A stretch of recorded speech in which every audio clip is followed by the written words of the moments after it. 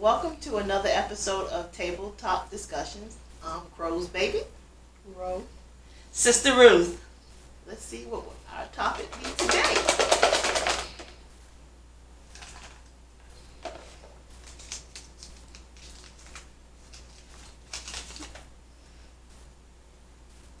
Why are we still having unprotected sex?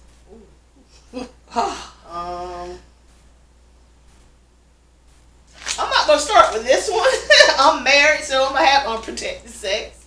We'll start with somebody else. Okay.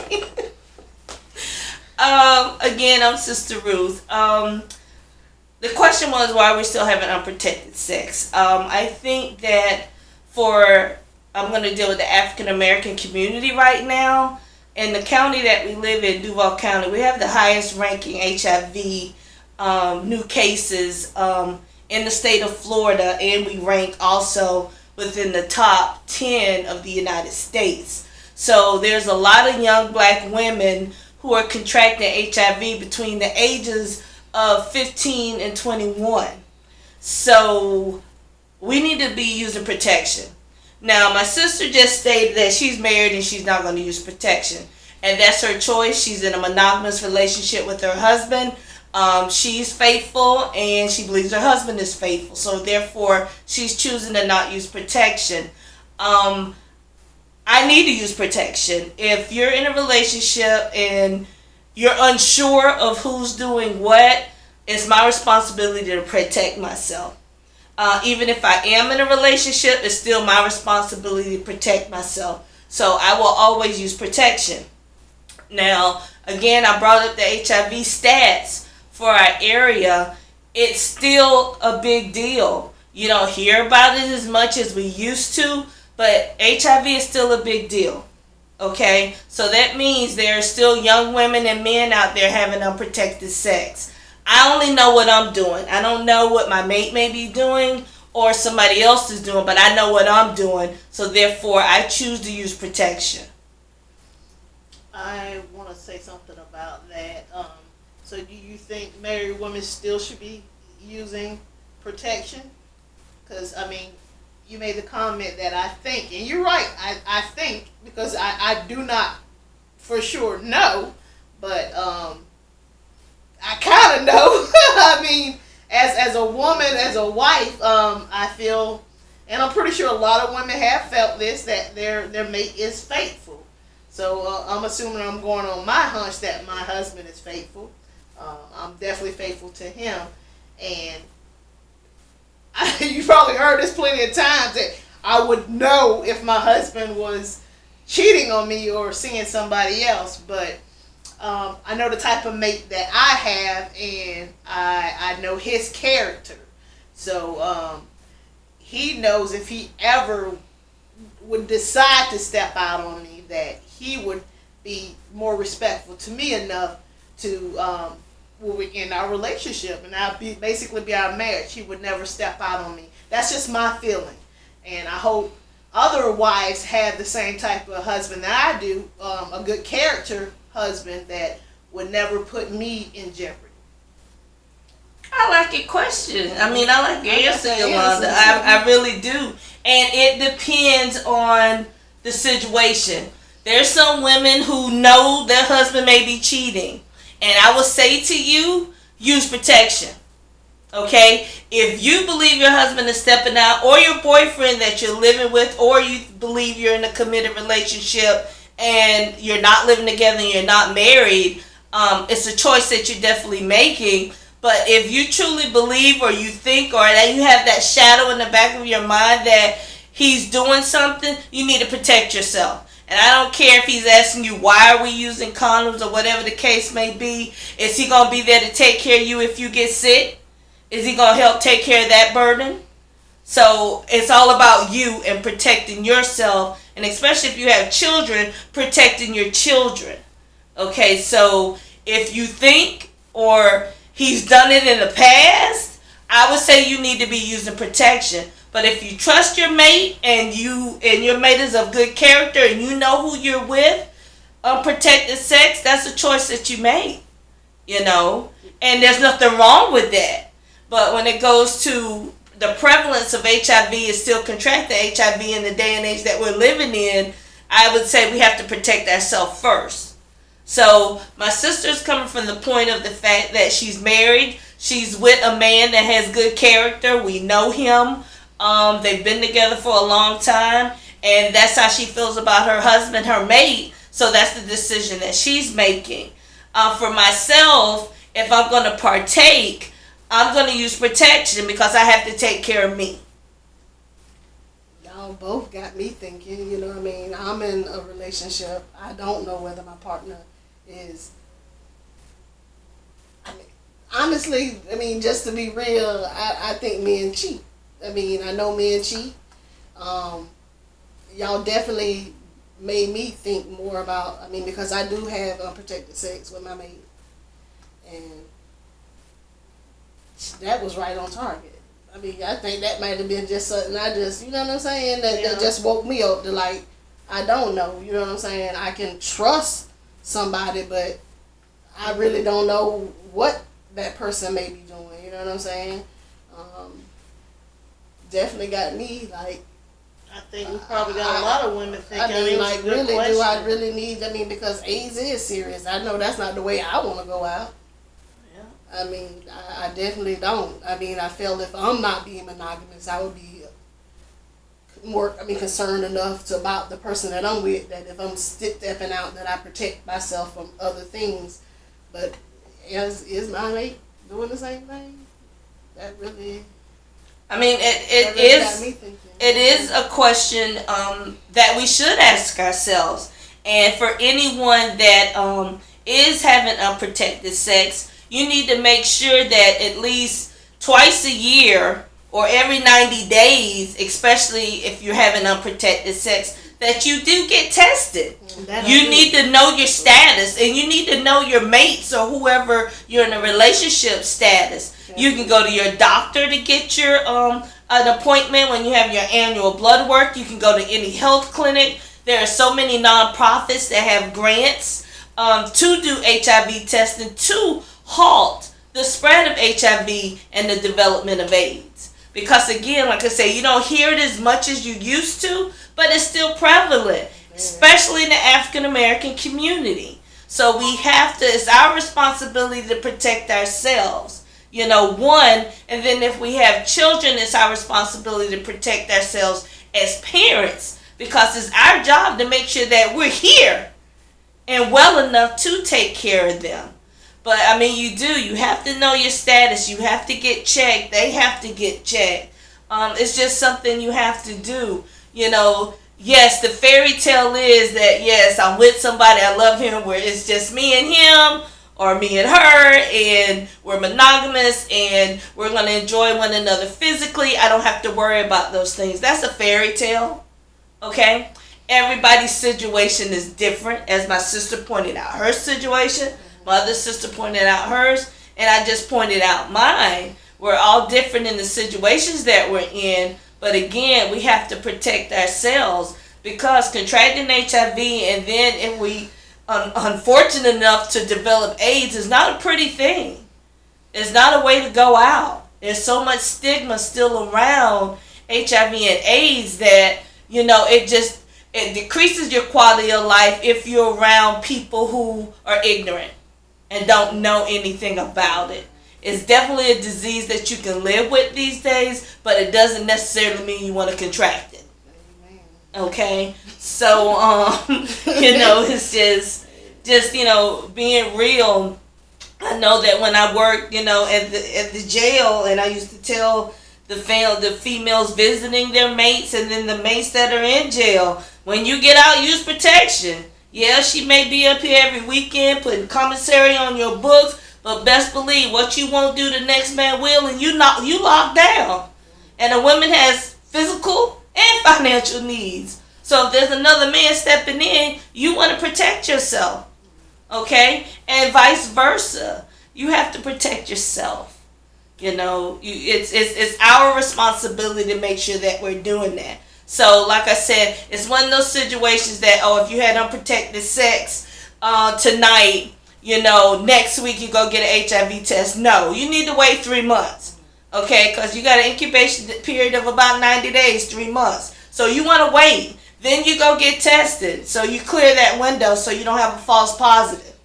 Okay, so then you get checked, and then you just make sure you consistently get checked. Anytime I go to a health fair or anywhere, I go have my annual exams or whatever, I just get an HIV test done. I think everybody should, whether they're married or not. Any blood work done, they running your blood anyway, Yeah, so might why as not? well. I mean, because it does lay dormant. I mean, you could be newly married. I mean, you could be newly in a relationship. I mean, some of that stuff do carry. And like the old saying said, you sleeping with the person who slept with that person, slept with that person who slept with that person. So I think to be fair to yourself and to whoever you're going to decide to have sex with, you should honor them and yourself and get tested, definitely. I still get tested. I'm married. I mean, it's just something that should be done normally. Like you said, you get a physical every year. It's something that you should normally put into routine. I think the people that are still having unprotected sex that's not with a mate or with a mate, it's something that they definitely should do. And I think we should just respect each other enough to, if you are seeing other people, be respectful for the person that you're with or seeing multiple peoples, and let them know you're seeing multiple peoples. You need to give people a choice. I mean, some people not knowing they playing Russian roulette, and they need to know. So I think to be fair with the person you're gonna be sleeping with or having a one night stand with, you need to be respectful, at least to them, if not to yourself. And if you're not gonna protect yourself, at least be honest. That's the way I feel. And I agree with that. And since we're talking about protection, I'm just going to bring condoms into the situation.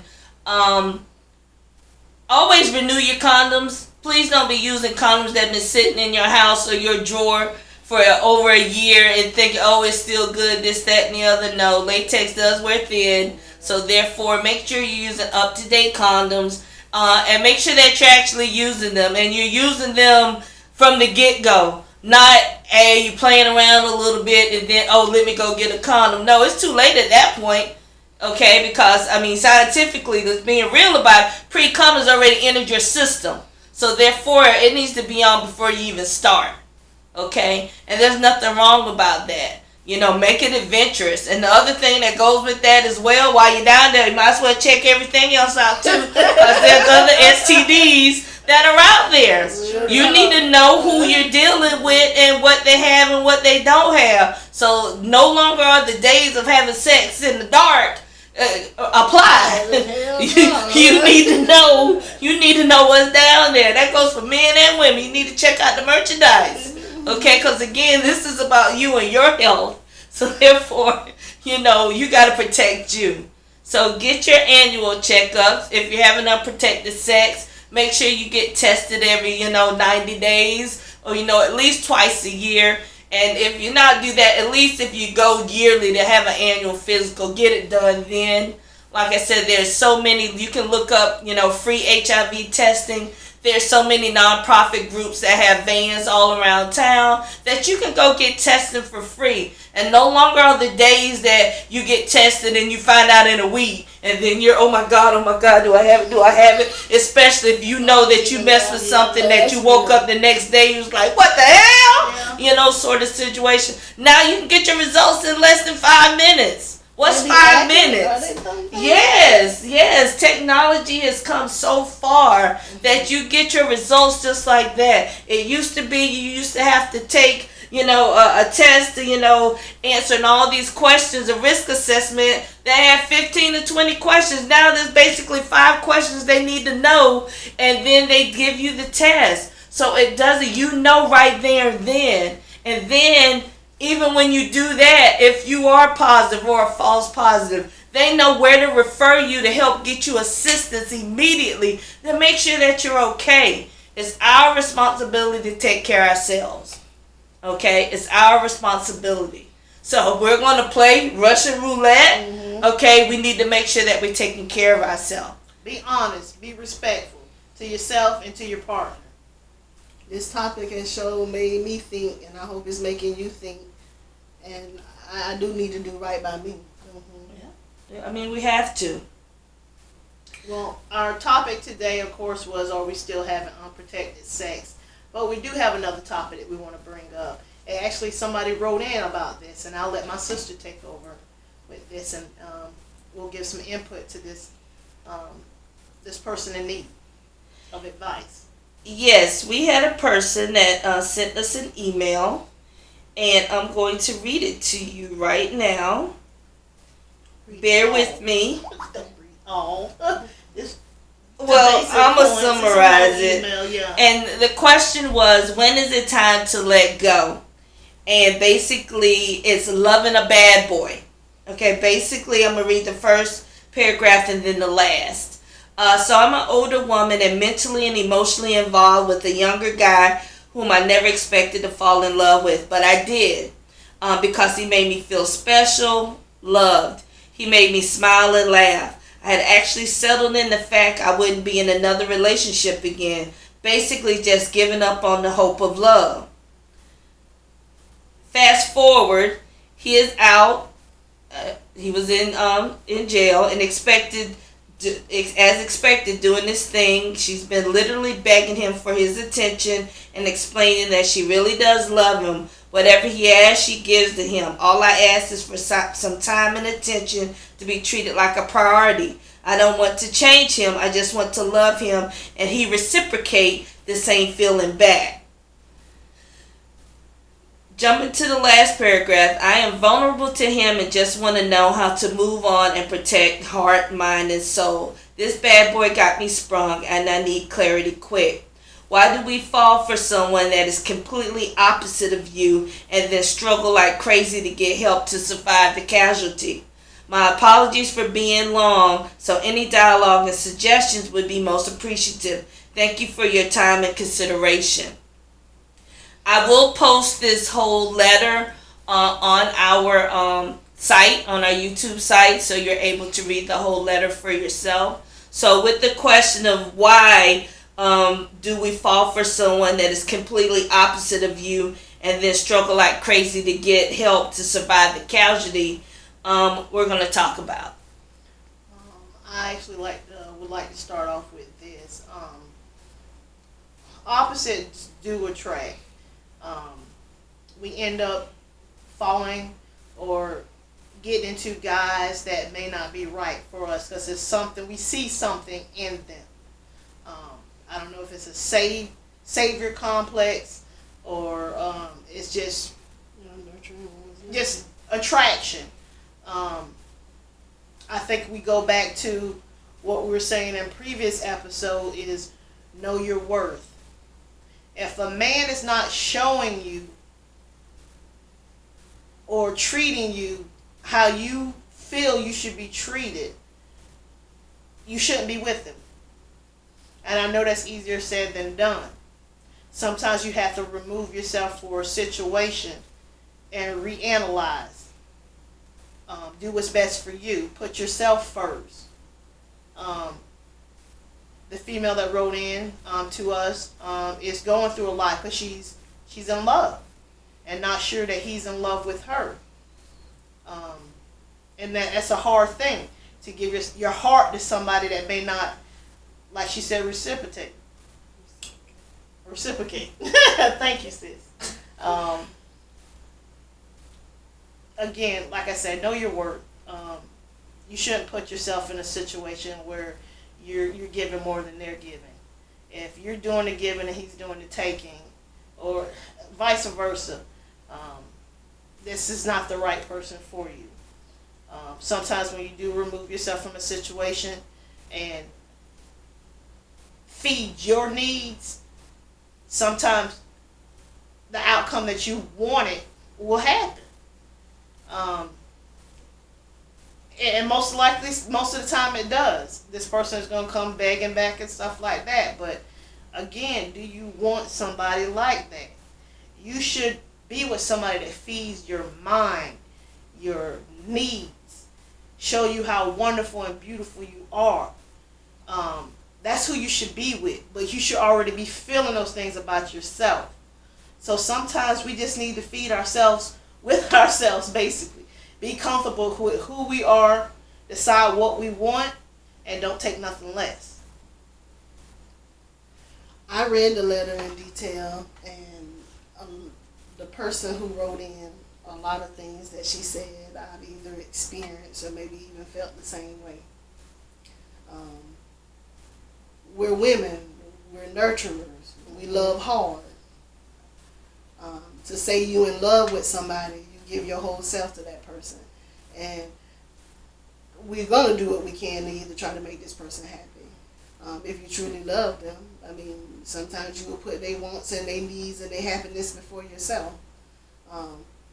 Like my sister says, when you're no longer getting what you need from a relationship, that's when it's time to let go. That is easier said than done. And you may be feeling unworthy in a way that you would take so much. You know what I'm saying? I felt that way. I mean, from past experiences that I've done, maybe I'm being, you know what I'm saying? What's the right word to say? That I've done wrong, so I'm giving somebody else a chance that done wrong. You know what I'm saying? Yeah. Mm-hmm. But how many times do you allow that person to continue to do the same thing? You've grown. When you got a person got you doubting yourself and you know you a superstar, you know what I'm saying? Mm-hmm. Then it's time to let go. There's nothing wrong with how you feel. It ain't nothing wrong with how you love. Don't never let anyone take that from you. We do hold on to baggage and past relationships, and you might walk out on your blessing or block your own blessing because you're with somebody you shouldn't be with. True. I read the letter in detail, and first of all, I want to say to the sister who wrote in is, first of all, you did the first step. You're looking outside of yourself. Mm-hmm. Tabletop discussion is about questions that we wish we could sit down with our sisters and have a conversation with and get some real honest feedback and not feel like we're being judged, that we're able to put it on the table. That's what our platform is about. So first of all, thank you for writing in, because you have a lot going on right now. And what I want to share with you with what you have going on is, one, give yourself some credit. We've all been in relationships where we look back, and go, what was I thinking? How could I have given so much of myself away? What am I doing? I said I wasn't going to do this anymore. Oh, I'm just going to stop loving people. I'm going to start just using people myself, since all I do is get used. Mm-hmm. Sometimes a lot of women go through a lot of these different thoughts that are going on in their head because of past experiences. And something my sister Ro just said is, you don't change who you are.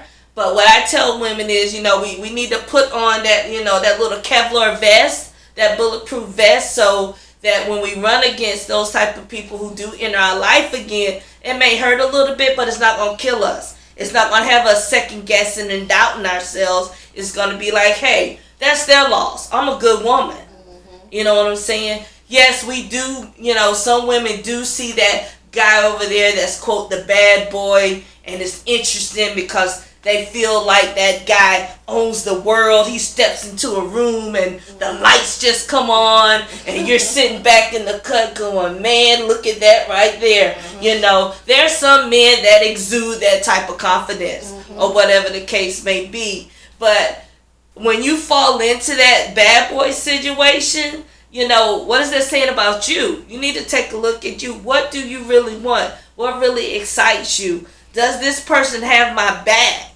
I love him. Does he love me? Love is more than a word. Love is action. Is he there for me when I need him to be there for me? Okay. Does he understand who I am and what I'm about and still love me for being who I am? Not what I have in my pocket, not what's in the bank, not my physical attributes. Does he love the person that I am? And that goes back to, you have to know who that person is, and you have to love all that first. Yes. You cannot honestly love another person until you can sit here and say that you truly love yourself. So I would tell this sister, first of all, take a look at who you are. Know yourself. Love yourself. Because we may love somebody and we want to be with them. We've all had guys in their life that's like, it's just something about him. I don't know what it is, but that's my guy. That's my dude. That's who I want. I just feel so good when I'm with him, emotionally, physically. This is my guy. But you may not be getting that back, okay? And you may love somebody and realize that you don't need to be with them. You know what I'm saying? I can honestly say that about, my ex-husband, okay? And if you're watching this, yes, I am talking about you. I loved him, okay? But I knew that was somebody I didn't need to be with.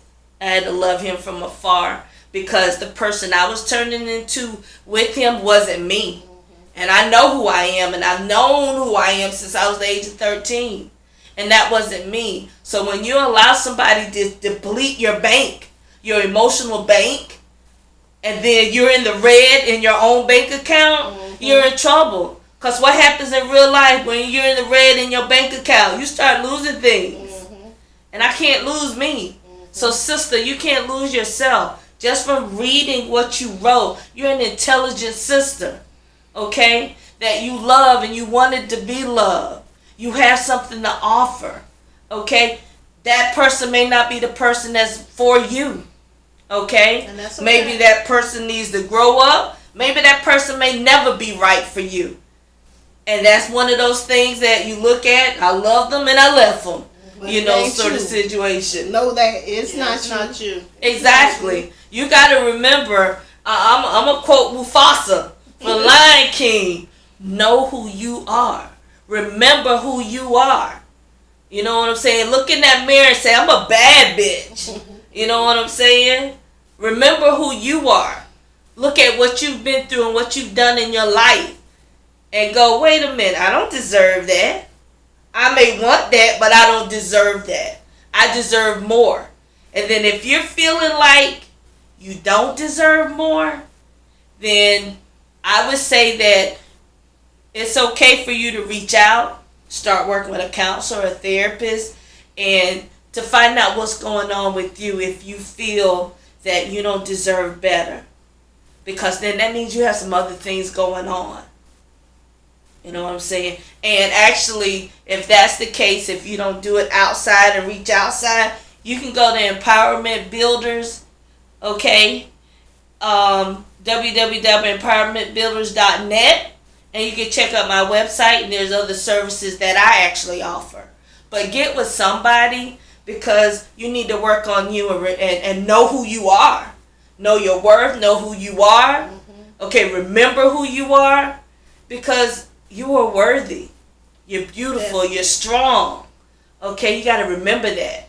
Because you can't keep letting people take out of your bank. Okay? And I'm talking about your emotional bank right now. Because that'll leave you in a deficit. Okay? And too many bad things happen when you're in a deficit. Okay? So stop letting people take withdrawals from your emotional bank.